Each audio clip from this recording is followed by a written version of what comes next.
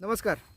संपूर्ण महाराष्ट्र राज्यामध्ये किंबहुना देशामध्ये वोट चोरीच्या बाबतीमध्ये एक संघर्ष सत्ताधारी पक्ष आणि विपक्ष याच्यामध्ये सुरू झालेला आहे. वास्तविक विरोधक जे वोट चोरीच्या बाबतीमध्ये प्रश्न उपस्थित करतायत, त्या प्रश्नासाठी सत्ताधारी पक्षापेक्षा जी एक स्वायत्त संस्था निवडणूक आयोग आहे, या निवडणूक आयोगानं खरं तर याच्यावर उत्तर देणं अपेक्षित आहे. खूप मोठ्या प्रमाणात लोकसभेच्या इलेक्शनपासून विधानसभेच्या इलेक्शनपर्यंत वोट चोरीच्या बाबतीमध्ये अनेक नेत्यांनी, उमेदवारांनी, सामाजिक कार्यकर्त्यांनी, वकिलांनी प्रश्नचिन्ह उपस्थित केलेले आहेत.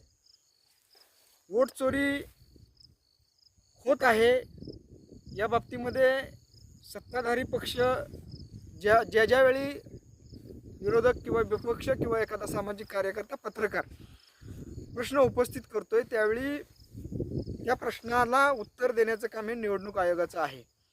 परंतु निवडणूक आयोगाच्या एक पाऊल पुढे जाऊन भारतीय जनता पार्टीतले प्रवक्ते, भारतीय जनता पार्टीतले कार्यकर्ते हे उत्तर देण्यासाठी सरसावत आहेत.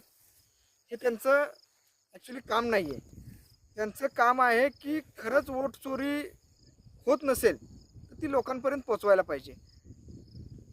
त्याविरुद्ध ज्यावेळी विरोधी पक्ष मोर्चे काढतायत, आंदोलनं करतायत. आता कालच मुंबई या ठिकाणी सत्याचा मोर्चा म्हणून मनसे, शिवसेना आणि महाविकास आघाडीचे घटक पक्ष यांनी एक मोर्चा काढला. त्या मोर्चाला प्रतिमोर्चा उत्तर देण्यासाठी भारतीय जनता पार्टी मोर्चा काढतोय.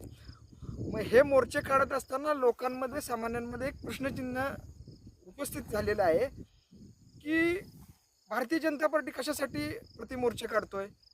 म्हणजे निवडणूक आयोगाला एक प्रकारे सावरण्यासाठी भारतीय जनता पार्टी ह्या सगळ्या गोष्टी करतोय का? कारण निवडणूक आयोग ज्या पद्धतीने पुढे येऊन ह्या ह्याच्यावर स्पष्टीकरण द्यायला पाहिजे ह्या प्रकरणावर निवडणूक आयोग कोणतंही उत्तर देत नाही.